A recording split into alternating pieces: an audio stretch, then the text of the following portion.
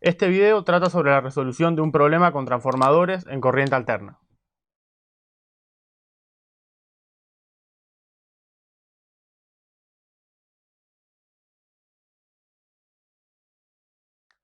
Para comenzar, siempre está bueno conceptualizar el problema. En este caso, se trata de una carga Z de 64 más 4J ohm conectada al devanado secundario de un transformador en relación 4:1 que se conecta a una fuente de 400 volts a 50 Hz. Para resolver el problema es necesario calcular tensión en la carga Z, corrientes tanto en el devanado secundario como en el devanado primario, potencia que se calcula como tensión por el conjugado de la corriente, y circuito equivalente, que sería el circuito, una simulación del circuito sin el transformador, con una carga equivalente. Este ejercicio se puede resolver utilizando estas dos ecuaciones.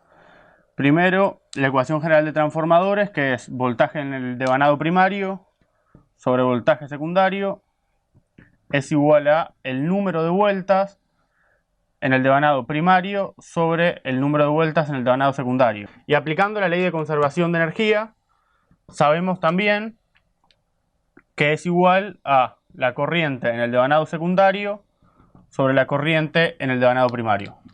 Y también la ecuación para calcular Z equivalente, que es NP sobre NS al cuadrado por Z, que sería la impedancia original. Z equivalente se puede escribir como Z de Q o Z'. La parte A pide tensión sobre la carga Z, que si miran el circuito es la misma tensión que en el devanado secundario.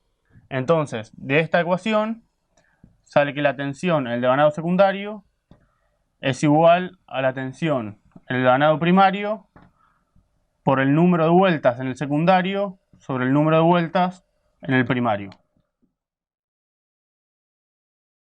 Entonces, la tensión en el devanado secundario es igual a 400 volts, que es lo que entrega la fuente, por 1, que es el número de vueltas en el devanado secundario, sobre 4 en el primario. Esto es igual a 100 volts. Para la segunda parte es necesario calcular las corrientes en el devanado primario y secundario. Esto sale por ley de Ohm, que dice que la corriente es igual a tensión sobre la impedancia Z. Para esto es importante saber que en este ejemplo tenemos la carga en ohms, por lo que no es necesario hacer ningún tipo de conversión. Como por ejemplo cuando nos dan la inductancia o la capacitancia, que en ese caso tenemos que convertirla a ohm considerando la frecuencia. Esto aplica siempre y cuando no varíe la frecuencia. Puede variar la tensión, pero si variamos la frecuencia, teniendo la misma capacitancia o inductancia, varía la impedancia Z. Como ya sabemos la carga sobre el devanado secundario, vamos a comenzar calculando la corriente en el devanado secundario, que en este caso sería la tensión que recién calculamos, que es 100 volt sobre 64 más 4J ohm. Para realizar esta división es necesario pasar la carga, que ahora está expresada de forma polar, transformarla a forma apolar. Esto se hace de esta manera. Se calcula como raíz cuadrada de la parte real al cuadrado, en este caso 64 al cuadrado, más 4 al cuadrado, que es la parte imaginaria al cuadrado. Y el ángulo se expresa como arco tangente de parte imaginaria sobre real. Esta cuenta resulta en que la impedancia Z es igual a 64,13 en ángulo 3,58 grados. Volviendo al cálculo de la corriente S, sabemos ahora que es 100 volt sobre 64,13 en ángulo 3,58 grados ohm.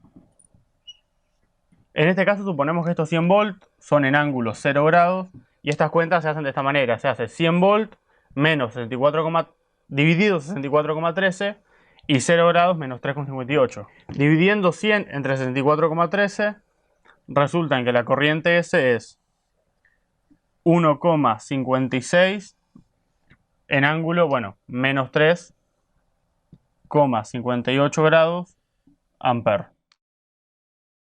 Despejando de esta parte de la ecuación, sabemos que la corriente en el devanado primario es igual a la corriente en el secundario por el número de vueltas en el secundario sobre el número de vueltas en el primario. Conociendo esto y sabiendo que esta es la corriente en el devanado secundario, podemos calcular la corriente en el devanado primario, que es igual a, bueno, la corriente en el secundario por, en este caso, 1 sobre 4. De hacer esta cuenta, sabemos que la corriente en el devanado primario es 0,39, porque es, bueno, 1,56 por un cuarto. Y como estamos multiplicando por un escalar, el ángulo no se altera, en ángulo menos 3,58 grados. La parte C pide potencia activa y reactiva. Para esto es necesario primero calcular la potencia aparente, que es igual a tensión por corriente, por conjugado de la corriente. Por el principio de conservación de la energía es lo mismo calcularlo en el devanado primario o en el secundario. Lo que sí, tanto la tensión como la corriente tienen que ser del mismo devanado. Es decir, no vale calcular usando tensión del devanado primario con corriente del secundario. Para evitar arrastrar errores por aproximación, en este caso voy a utilizar tanto corriente como tensión en el devanado secundario, porque es en base a la corriente en el devanado secundario que calculamos en el primario. Entonces hacemos S, que es la potencia aparente, es igual al voltaje en el devanado secundario, que era 100 en ángulo 0 grados volt, por la corriente, el conjugado de la corriente en el devanado secundario, que resulta en 1,56 en ángulo. Antes era menos, ahora es más, 3,58 grados. Entonces, esto es igual a, bueno, 100 por 1,56, 156 en ángulo. En este que los ángulos se suman, es decir, 0 más 3,58 en ángulo 3,58 grados. Esta es la potencia aparente. A partir de esto se calcula la potencia activa y reactiva. Recordemos que la potencia activa es la parte real y la reactiva es la parte imaginaria, que idealmente es 0. La potencia activa se calcula como coseno de phi por la potencia aparente. En este caso es coseno del módulo de la potencia aparente. En este caso es coseno de 3,58 grados, por el módulo es 156. Esto es igual a, bueno, 155 watts. Por otro lado, la potencia aparente Q se calcula como seno de phi por el módulo del aparente. Q es igual a seno de 3,58 grados por 156, que en este caso da 9 volt ampere reactivo. Para la parte D hay que calcular el circuito equivalente, que el resultante de ese circuito es bueno, la fuente de tensión alterna, la impedancia Z la impedancia Z equivalente, que es distinta a la impedancia original.